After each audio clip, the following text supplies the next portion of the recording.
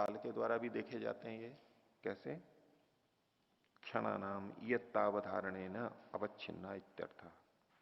क्षणों की इयत्ता के, मात्रा के अवधारण से, अवच्छिन्न का मतलब है निश्चित, निर्धारित किए गए हैं, ये मतलब है काल का। इतने क्षण तक, इतने क्षण तक ये चलेगा, इस तरह से निर्धारित करना। और इसको संख्याओं से भी निर्धारित करते हैं। संख्या भी परिदृष्टा एतावत भी श्वास प्रश्वास ही प्रथमा उद्घात। इतने श्वास प्रश्वास का एक उद्घात होता है। उद्घात एक शब्द इन्होंने लिया है, पारिभाषिक शब्द है। तो 12 श्वास प्रश्वास का एक उद्घात माना जाता है, 12 श्वास प्रश्वास का।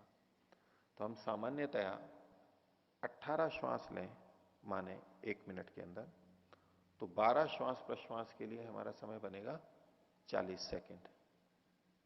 इसको काल की दृष्टि से देखना हो तो, ऐसे काल की दृष्टि से क्षणों से देखेंगे वो काल से देखा गया है, लेकिन काल से हम देख नहीं पा रहे हैं, तो श्वास की दृष्टि से जब देखा जाता है वो एक क्रम है। लेकिन इसको भी हम काल में परिवर्तित कर सकते हैं, उसको जैसे समझने की दृष्टि से।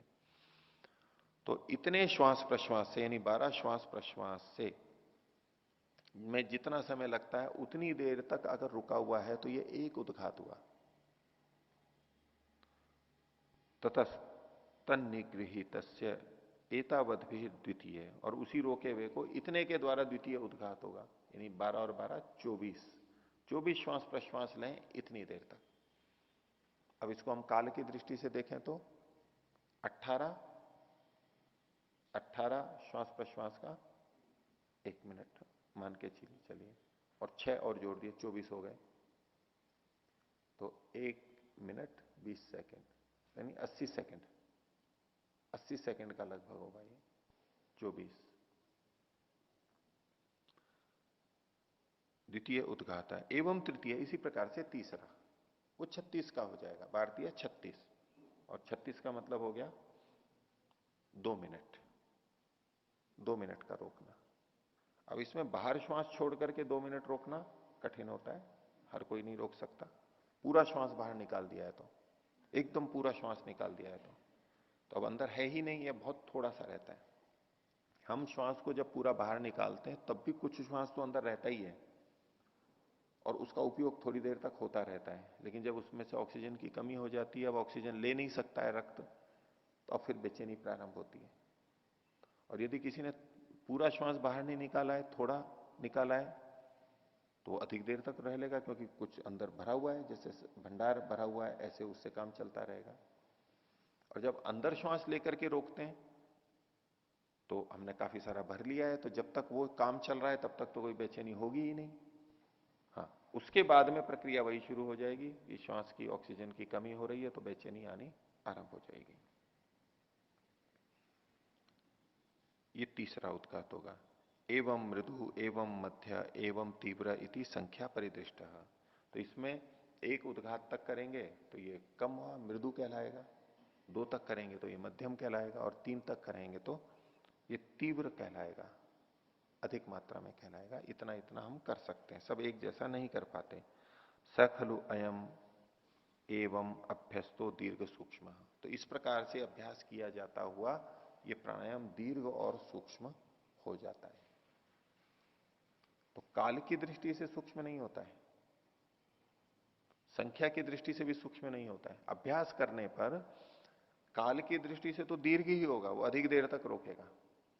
अगर समय कम हो रहा है तो ये अभ्यास के बाद की बात नहीं है, वो तो अभ्यास से पहले की बात है, प्रारंभ की बात है कि हम कम समय रहता है। अभ्यास करने पे काल और संख्या तो बढ़ ही जाएगा। हाँ, देश की दृष्टि से कह सकते हैं कि वो सूक्ष्म हो जाता है। कैसे सूक्ष्म होता है? कि वो बहुत धीरे धीरे छोड़ता है, बहुत धीरे धीरे लेता है। तो जो अनुभूति है उसके श्वास की अंदर और बाहर, वो थोड़ी जगह पे होती है। और आगे जो बहुत अधिक अभ्यास कर लेते हैं तो बिल्कुल ऐसा करते हैं जैसे कि नाक से बाहर पता ही नहीं लगे कि श्वास ले रहा है। वो अंदर ही अंदर बस थोड़ा सा श्वास ले लेते हैं, थोड़ा सा छोड़ देते हैं, यहीं पर ही अंदर ही बस, जैसे कि नासिका में। इतना कम होता है कि पता भी नहीं लगेगा। लेते तो हैं लेकिन बहुत कम लेते हैं, स्पर्श से हमें पता नहीं लगेगा। तो ये हो जाता है सूक्ष्म। कि उसकी दूरी नहीं पता लग रही है, कहां तक जा रहा है, उसका प्रभाव नहीं आ रहा है, बाहर कुछ भी नहीं फर्क पड़ रहा है, अंदर ही अंदर थोड़ा सा श्वास लेते रहते हैं। आगे देखिए, अब चौथा प्राणायाम, 51वां सूत्र, बाह्याभ्यंतर विषयाक्षेपी चतुर्थ। ये चतुर्थ मतलब चौथी संख्या वाला है, अलग से गिनाना चाहते हैं कि चौथा है। बाह्य आभ्यंतर विषयाक्षेपी, बाह्य विषय और आभ्यंतर विषय, इसका आक्षेप करने वाला।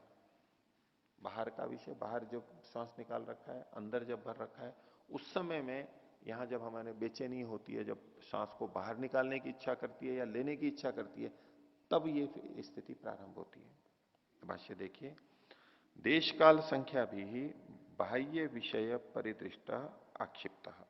देश काल संख्या के द्वारा बाह्य विषय को देख लिया गया और वो आक्षिप्त छोड़ दिया गया, ये हो चुका, अवधारित कर लिया, निश्चित कर लिया, ये हो चुका। जितना हम देश काल संख्या को देखते हैं, जैसा कि प्रारंभ के 3 प्राणायामों में देखा, उतना कर चुका है वो, इतनी दूर तक, देश तक, काल तक और संख्या तक वो हो चुका, अक्षिप्ता। तया आभ्यंतर विषय परितिष्ठा अक्षिप्त, और अंदर देखना है तो अंदर भी देख करके छोड़ दिया, वो पूरा हो गया। उभय था दीर्घ सूक्ष्म, दोनों ही तरह से ये दीर्घ और सूक्ष्म हो चुका है। अब तत्पूर्वक, उसके पूर्वक, यानी ऐसी सज्जा होने के बाद में, ऐसा होने के बाद में अब ये प्राणायाम शुरू होगा। तत्पूर्व को भूमि जयात, भूमि का जय एक स्तर आने पर, तो बाहर से भी और आभ्यंतर से भी, दोनों तरह से उभयथा दीर्घ सूक्ष्म। तत्पूर्व को भूमि जयात क्रमेण उभयोर गत्याभाव चतुर्थ प्राणायाम, इसको जय करके, उस स्थिति को बना करके अब क्रमशः दोनों की गति का अभाव करना, ये चौथा प्राणायाम है। दोनों की गति का अभाव, गति का अभाव तो पूर्व प्राणायामों में भी होता था, लेकिन यहां पर कुछ विशेषता है कि जिसको और आगे बताएंगे। तृतीयस्तु विषय अनालोचितो गत्याभाव, दोनों का अभाव तो बीच वाले में, तीसरे में भी था। तीसरा कैसा है?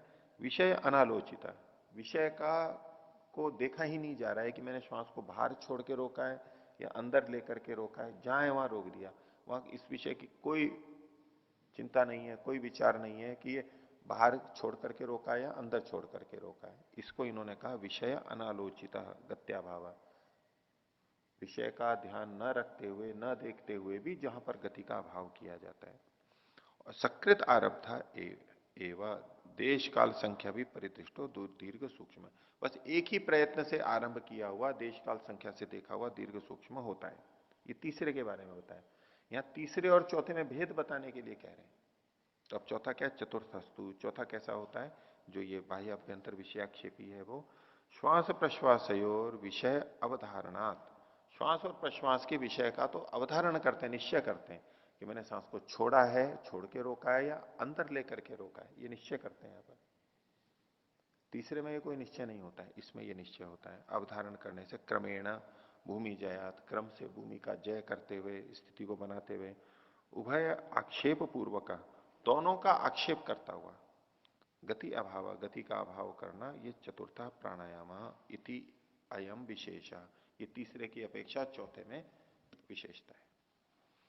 अब इस चौथे प्राणायाम को दोनों ही तरीके से किया जा सकता है, श्वास को बाहर छोड़ करके भी और अंदर लेकर के भी, और स्तंभ वृत्ति की तरह बीच में रोक करके, कभी भी रोक दिया। अब रोक दिया, रोकने के बाद में जब बेचैनी हो गई हमारे को, तो तीसरे में तो क्या करते हैं फिर, या तो श्वास ले लेते हैं, छोड़ देते हैं, समाप्त हो जाता है। अब इसमें जब बेचैनी शुरू हुई तो अंदर सांस लेने की इच्छा कर रही है तो पूरा श्वास अंदर नहीं भरते हैं, और बाहर छोड़ने की इच्छा करती है तो बाहर भी नहीं छोड़ते हैं ज्यादा। जैसे ही अंदर लेने की इच्छा हुई तो अंदर लेना प्रारंभ करते ही उसको रोकने का प्रयास करते हैं। जैसे इधर से यूं आ रहा हो अंदर, अंदर की तरफ आ रहा है तो इससे रोक देंगे उसको, और यदि इधर बाहर जा रहा है तो बाहर जा रहा है तो इधर से इसको रोक देंगे अंदर लेते हुए। अंदर और बाहर, और अंदर बाहर, जैसे रस्साकसी हो, रस्साकसी या तो दो हाथ यूं हो आमने सामने, इधर भी जा सकता है, अगर इधर का जोर हुआ तो इधर जाने लगा तो इसने रोक दिया, और इधर जाने लगा तो इसने रोक दिया। अंदर बाहर की तरह से यूं कह सकते हैं। अंदर जाने लगा तो अंदर से बाहर फेंका, और बाहर से अंदर आने लगा तो अंदर से बाहर फेंका, और अंदर से बाहर जब निकलने लगा तो बाहर से अंदर ले लिया। ये एक बलपूर्वक वहां पर क्रिया चलती रहती है। ये बाह्याभ्यंतर विषयाक्षेपी चतुर्थ प्राणायाम। ये कठिन है, इसमें बल लगता है और देर तक करते हैं। तो पहले अभ्यास जिनको हो गए हो, स्थिरता हो गई हो, बल हो, कुशल हो गए हो, तो ये चौथा प्राणायाम किया जा सकता है। तो प्राणायाम से क्या लाभ होता है, तो उसके लिए फिर अगला सूत्र कहा, 52वां सूत्र, ततः क्षीयते प्रकाशावरणम। तथा उसके बाद, उसकी सिद्धि होने पर, प्राणायाम की सिद्धि होने पर प्रकाश का आवरण क्षीण होता है। प्रकाश कहते हैं ज्ञान, भौतिक प्रकाश की तो बात ही नहीं है, ये ज्ञान के लिए है। और प्रकाश का आवरण, जिसने उसको रोक रखा है, प्रकाश को जिसने रोक रखा है, वो तमोगुण, वो हमारे पिछले कर्म, अज्ञान, इसने उसको रोक रखा है, वो हटता है। तो मन तो सात्विक है ही, और वो सत्वगुण की प्रधानता वाला है, उसमें ज्ञान का प्रकाश होने लगेगा। प्रकाश का आवरण क्षीण होने लगेगा, गंदगी हटने लगेगी, मलिनता हटने लगेगी, इंद्रियों की, मन की, बुद्धि की मलिनता हटने लगेगी, और मलिनता हटने पे प्रकाश हो जाएगा। जैसे कांच के ऊपर मलिनता हो, बल्ब के ऊपर मलिनता हो, और उसको हम धीरे धीरे साफ कर देते हैं तो अच्छा दिखने लग जाता है। प्रकाश तो था ही उसमें। जैसे रसोई आदि में बल्ब होता है, धुआं लग लग करके वो एकदम गंदा हो जाता है, काला सा हो जाता है, तो प्रकाश भी मंद हो जाता है। तो उसमें प्रकाश की कमी नहीं है, हम तो केवल उसका आवरण हटाते हैं, प्रकाश का आवरण छीण करते हैं, तो प्रकाश अपने आप ज्यादा आ जाता है। तो ऐसे ही प्राणायाम से प्रकाश का आवरण क्षीण होता है। तथा क्षीयते प्रकाशावरणम। भाष्य देखिए, प्राणायामान अभ्यस्यतो अस्य योगिनः क्षीयते। प्राणायामों का अभ्यास करते हुए, बहुत सारे प्राणायाम करते हैं, वो केवल एक से नहीं होता है, बहुत दिनों तक अनेक बार बार करते करते करते इस योगी के क्षीयते, क्षीण होता है। क्या? विवेक ज्ञान आवरणीयम कर्म। विवेक ज्ञान का आवरण करने वाला जो कर्म है वो क्षीण होता है। सामान्य व्यक्ति कहेगा कि भाई मेरे तो प्रकाश पे कोई आवरण नहीं है, ज्ञान पे कोई आवरण नहीं है, देखो सारे काम करता हूं, घर के काम करता हूँ, मेरे धंधे का काम करता हूँ, कंप्यूटर है तो वो पढ़ाता हूँ, तो वो सब तो ज्ञान ही तो हो रहा ही है, इसका तो कोई आवरण नहीं है। तो कहा कि विवेक ज्ञान आवरणीयम। विवेक ज्ञान को जो आवृत करके रखता है वो हटता है इससे। अब सामान्य लौकिक कार्यों को करते हुए जो ज्ञान होता है वो तो एक सामान्य रूप से सबको हो ही रहा है, जो जो प्रयत्न करते हैं उनको अधिक होता है, लाभ तो वहां पर भी होगा। लेकिन मुख्य है विवेक ज्ञान को ढकने वाला। इतनी अच्छी बुद्धि होते हुए भी, संसार के अच्छे कार्यों को इतनी कुशलता से करते हुए भी व्यक्ति, ये जो प्रकृति पुरुष का विवेक है, सत्व पुरुष अन्यता ख्याति है, उस विवेक तक नहीं पहुंच पाता है, उस तरफ ध्यान नहीं जाता है। तो उसको आवरण करने वाले जो कर्म है, जो तम है, वो इससे क्षीण होते हैं। यत्तत् आचक्षते, जैसा कि इस विषय में कहा भी गया है, महामोहमय न इंद्रजाले न प्रकाशशीलम सत्वम आवृत्य तदेव अकार्ये नियुंक्ते इति। महामोहमय, अत्यंत मोहयुक्त, तमो से युक्त, अज्ञान से युक्त, इंद्रजाल है ना, इंद्रजाल के समान। इंद्रजाल मतलब तो जादू को बोलते हैं, इंद्रजाल मैजिक को बोलते हैं, जो ऐसी जो जो हमारे लिए आश्चर्यजनक चीजें होती हैं, इंद्रजाल। तो इतना ये महामोह है, माया है, और इतना अंदर जाल बना हुआ है कि बड़े विचित्र है, और वो हमारे को रोक करके रखा हुआ है, पता भी नहीं लगता है हमें। इस इंद्रजाल के द्वारा प्रकाशशील सत्व, प्रकाशशील, प्रकाश स्वरूप, ज्ञान को देने वाला जो सत्व है यानी मन है, प्रकाशशीलम सत्वम आवृत्य, उसको आवृत करके, तदेव वही अकार्य नियुक्ते, उसको गलत कार्यों के अंदर प्रेरित कर देता है, वो गलत कार्यों में लगा देता है। ये अज्ञान, ये अंधकार उसको आवृत करके, क्योंकि ज्ञान हो नहीं पा रहा है, विवेक हो नहीं पा रहा है, तो जैसा आधा अधूरा या उल्टा जाना है उस तरफ उस व्यक्ति को लगा देता है और वो गलत कार्य करता रहता है। तदस्य प्रकाशावरणम कर्म संसार निबंधनम प्राणायाम अभ्यासात दुर्बलम भवती प्रतिक्षणम च क्षीयते। तो उसका ये प्रकाश को आवृत करने वाला कर्म, जो कि संसार निबंधनम, संसार में बांधने वाला है, जन्म मरण के चक्र में डालने वाला है, वो प्राणायाम के अभ्यास से दुर्बलम भवती, दुर्बल होता है। प्रतिक्षणम च क्षीयते, प्रतिक्षण क्षीण होता है। यानी एक एक प्राणायाम करते हैं तो भी वो धीरे धीरे थोड़ा थोड़ा कुछ ना कुछ क्षीण अवश्य होता है। कुछ शास्त्रों के अंदर ऐसे वचन मिलते भी हैं कि हमारे को ज्ञान कब उत्पन्न होता है, विवेक ज्ञान कब उत्पन्न होता है, जब पाप कर्मों का क्षय हो जाता है तब विवेक आता है, नहीं तो विवेक भी नहीं आएगा। जो एक विवेक की स्थिति बनती है, वैराग्य उससे उत्पन्न होता है, अध्यात्म की एक स्थिति बनती है, जिसके पाप कर्म अधिक हैं उसको वो स्थिति ही नहीं आएगी। भले ही वो उन पुस्तकों को देख ले, वो भले ही उस तरह के प्रवचनों को सुन ले, भले ही वो उस तरह के भजनों को सुन ले, ऐसे व्यक्तियों को देख ले, लेकिन उसके अंदर विवेक पैदा नहीं होगा।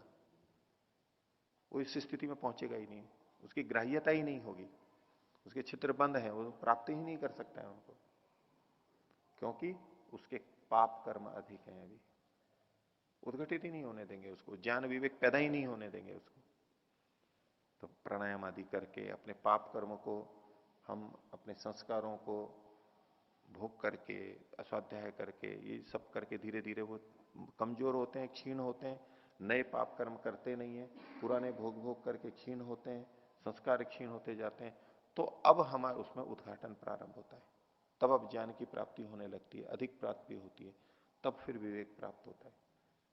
तो कोई को सोचे कि हम तो बहुत गलत कार्य कर रहे हैं, इतना सब कर रहे हैं, और अब एकदम से बोले अध्यात्म में आते ही हो जाएगा, ऐसे कितने व्यक्तियों को देख लोगे आप, जो अध्यात्म के संपर्क में आ गए, अच्छे अच्छे लोगों के संपर्क में आ गए, अच्छे ग्रंथ पढ़ लिए, सारे प्रवचन पढ़ लिए, शिविरों में चले गए, लेकिन फिर भी नहीं होगा उनका। जिनकी प्रयत्न की न्यूनता है वो एक अलग बात है, वो प्रयत्न करते करते भी नहीं कर पाएंगे, ढीला हो जाएगा उनका, उनको बहुत जोर पड़ेगा प्रयत्न करने में, समस्या आती रहेगी, ये नहीं होगा, कभी ये होगा, कभी होगा, बोले इच्छा ही नहीं करती है मेरी, क्या करूं, जानता हूं लेकिन प्रयत्न ही नहीं होता है कुछ भी। उसका कारण कर्माशय कर्म भी होता है, अंदर की मलिनता भी होती है, तो उसको भी हमें साफ करना होता है, तब हम इस रास्ते पे ठीक चल पाते हैं। तो प्राणायाम के अभ्यास से वो दुर्बल होता है, प्रतिक्षण क्षीण होता है। तथा चौक्तम, जैसा कि कहा गया है, तपो न परम प्राणायामात, प्राणायाम से बढ़ करके कोई तप नहीं है। ततो विशुद्धिर मलानाम दीप्तिश्च ज्ञान से, और ऐसा करने पे विशुद्धिर मलानाम, मलों की विशुद्धि होती है और ज्ञान की दीप्ति होती है। ये बिल्कुल वैसी ही बात है जहां योगांगों के अनुष्ठान में कहा था, योगांगानुष्ठानात अशुद्धि क्षय ज्ञान दीप्ति आविवेक ख्याते।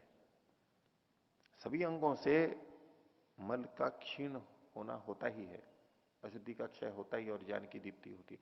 प्राणायाम से विशेष रूप से होता है, प्राणायाम से भी होता है। उसी शैली में कहा विशुद्धिर, ततो विशुद्धिर मलानाम, मल की विशुद्धि होती है और ज्ञान की दीप्ति होती है। तो तप को, तप की एक अपनी विशेष महत्ता है, पीछे भी जो तप स्वाध्याय ईश्वर प्रणिधान क्रिया योग के संदर्भ में उन्होंने बात को रखा था कि तप से क्लेश क्षीण होते हैं, कर्मों को प्रतनु कर देता है, क्लेश को तनु कर देता है, समाधि की तरफ बढ़ाता है, उन्मुख करता है, वो तप तो करना होता है। तो प्राणायाम भी एक तप है। और तप में, तप किसे कहते हैं, तपोद्वंद्व सहनम, दो द्वंद्वों को सहन करते हैं, उसमें भूख प्यास सर्दी गर्मी मान अपमान ये सब है। तो इसी तरह से एक द्वंद्व है जीवन और मरण का, जीवित और मरण, जीवित और मरण, मृत्यु, जन्म और मृत्यु, जन्म मृत्यु, ये भी तो एक द्वंद्व है, दो दो मिलकर के हैं, इसको सहन करना। तो प्राणायाम में हम मृत्यु का सहन करते हैं, मृत्यु को सहन करते हैं, तो मृत्यु सामने आ जाती है, आने वाली होती है, क्योंकि हम श्वास को रोक देते हैं। जैसे फांसी लगती है, श्वास रुकता है, ऐसे ही हम प्राणायाम में करते हैं, प्रयत्न पूर्वक करते हैं, नियंत्रित रूप से करते हैं, तो उसको हम मृत्यु को सामने देखते हैं, अनुभव करते हैं। ये इसलिए प्राणायाम भी तप है, द्वंद्व को इसमें सहन किया जाता है। और मृत्यु से बढ़कर के तो कौन सा कष्ट होगा, भूख और प्यास मृत्यु के सामने क्या है, सर्दी और गर्मी मृत्यु के सामने क्या है, मान और अपमान मृत्यु के सामने क्या है। मृत्यु तो सबसे बड़ा कष्ट है, उसको यहां पर प्राणायाम में हम झेलते हैं, उसका सहन करते हैं, उसका प्रयास करते हैं, तो ये द्वंद्व का सहन करना होने से ये तप हो जाता है। और तप के होने से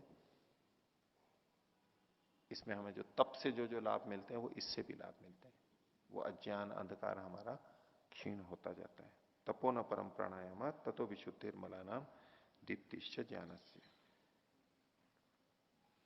तो प्राणायाम के करने से जिस समय हमारा श्वास रुकता है तो हमारा ये पूरा शरीर का तंत्र सक्रिय हो जाता है। एक तरह से ये आकस्मिक अवस्था हमारे लिए आ जाती है, इमरजेंसी आ जाती है। सब काम छोड़ करके इसी तरफ हम एकाग्र होते हैं, इसलिए प्राणायाम से एकाग्रता बनती है, मल भी क्षीण होता है, हमारा पूरा शरीर इसी के लिए सक्रिय हो जाता है। कैसे? सबसे पहले श्वास आए, मस्तिष्क भी उसी तरफ काम करेगा, हृदय के लिए भी, श्वसन के लिए भी, हर चीज ऐसी होगी कि जल्दी से जल्दी हम लें। इसलिए जब घबराहट होती है तो कितना बल लगने लग जाता है, बहुत अधिक बल लगता है, हाथ पैर सब एकदम से बल लगेगा कि कितनी जल्दी से इसको जैसे सांस को अंदर खींच लें, पूरा शरीर जैसे। जैसे हम किसी कार्य को करते हुए पूरे शरीर का बल लगाते हैं, कुछ भी कसर ना छूट जाए, ऐसी स्थिति बन जाती है जिस समय घबराहट होती है और थोड़ी अधिक घबराहट होती है। पूरा शरीर केवल इस बात पर केंद्रित हो जाता है कि श्वास अंदर आए जल्दी से, मन भी वहीं पर टिक जाएगा, पूरे शरीर की क्रियाएं उससे संबंधित होंगी, और श्वास ले लिया उसके बाद में वो प्रयत्न एकदम कम हो जाते हैं। तो पूरे तंत्र को, मस्तिष्क को सक्रिय कर दिया जाता है इस समय। जैसे कि आकस्मिक घंटी बजती है, इमरजेंसी की घंटी बजती है, हॉर्न बजता है, तो सब एकदम सक्रिय हो जाते हैं। मिलिट्री में हो और कहीं हो, सायरन बज गया तो सारे अपने हथियार ले लेकर के आ जाते हैं, सारे एकदम सक्रिय हो जाते हैं। तो ऐसे ही जिस समय हम प्राणायाम करते हैं तो हमारा मस्तिष्क है, हृदय है, फेफड़े हैं, यकृत है, आंतें हैं, सब सारा का सारा तंत्र हमारा अधिक सक्रिय हो जाता है। रक्त निर्माण की प्रक्रिया अधिक हो जाती है हड्डियों के अंदर। जो रक्त जमा हुआ है वो स्थिर है कि कभी काम में आएगा, उसको खून में छोड़ा जाता है कि जल्दी से ऑक्सीजन आए, सब उपाय करेंगे। तो सारा का सारा तंत्र ऐसा होने से उससे हमारे को लाभ होता है। लेकिन ये स्थिति बार बार नहीं बननी चाहिए, अधिक नहीं बननी चाहिए। जैसे कि सायरन अगर बजे आकस्मिक का और वो बार बार बजता रहे तो सक्रियता नहीं होती, ढीला होता, बल्कि हानि करता है वो। इसलिए महर्षि दयानंद ने जब प्राणायामों की संख्या निश्चित की तो 21 की, इससे ज्यादा नहीं। नहीं तो जो लाभ होने वो उल्टा और हानि होने लग जाएगी। जैसे कि सामान्य स्थितियों में कुछ भी विपरीत होने लगे तो हम थोड़े से जागरूक होते हैं, सांस चढ़ जाती है, हृदय धड़कने लगता है, मांसपेशियों में ताकत आ जाती है। ये एक तरह से तनाव के लक्षण है। और ये कभी कभी हो तो कोई दिक्कत नहीं है, ये अच्छा ही है। लेकिन हर समय ये तनाव रहने लगे तो ये रोग बन जाता है, हानि करता है, जल्दी मृत्यु को ले आता है। हर परिस्थिति बस आकस्मिक ही बनी हुई हो, बार बार बार बार, तो वो तनाव का लगातार बना रहना हानिकारक होता है। जो आजकल तनाव का रोग है, टेंशन का रोग है, उससे तरह तरह के अन्य रोग पैदा हो जाते हैं। वो कब हानिकारक होता है? जब देर तक बना रहता है। उसका ये अर्थ नहीं है कि तनाव इस शरीर में बना है तो वो हानिकारक ही है सदा। अब किसी चोर को हमें पकड़ना है तो उस समय तो सांस फूलना ही चाहिए, हृदय धड़कना ही चाहिए, मांसपेशियों में शक्ति आनी ही चाहिए, नहीं तो हम पकड़ ही नहीं पाएंगे उसको, छूट जाएगा वो। तो ऐसी स्थितियों में ही बस उतना हमारे को इसको सक्रिय करने के लिए आवश्यक करना होता है। वो हम प्राणायाम के माध्यम से करते हैं। मन भी एकाग्र होता है, शरीर भी अच्छा होता है, बुद्धि सक्रिय होती है, सूक्ष्म विषयों को ग्रहण करने में समर्थ होती है, और हमारा ज्ञान इसमें बढ़ता चला जाता है। और एक और इसका लाभ बताया, 53वां सूत्र, धारणा सूच योग्यता मनस। धारणा मतलब देश बंध चित्त से धारणा आगे आएगा। तो प्राणायाम के करने से मन एक स्थान पर टिकता है, रज का क्षय होता है, रजोगुण का क्षय होता है प्राणायाम से। इसलिए भाष्यकार ने कहा प्राणायाम अभ्यासादेव प्रच्छर्दन विधारणाभ्याम व प्राण से इति वचनात्। इससे धारणा की योग्यता बढ़ती है, हमारी धारणा की क्षमता बढ़ती है, मन टिकता है। प्रकाश के आवरण का क्षय होता है और धारणा की योग्यता बढ़ती है। ये दोनों आध्यात्मिक लाभ हैं, आंतरिक लाभ हैं। ये शारीरिक लाभ नहीं बताए जा रहे हैं, क्योंकि ये प्राणायाम ध्यान आदि की दृष्टि से कहे गए हैं, योगांगों की दृष्टि से कहे गए हैं, इसलिए वो लाभ यहां पर बताए गए हैं। तो ये प्राणायाम का विषय यहां पर समझ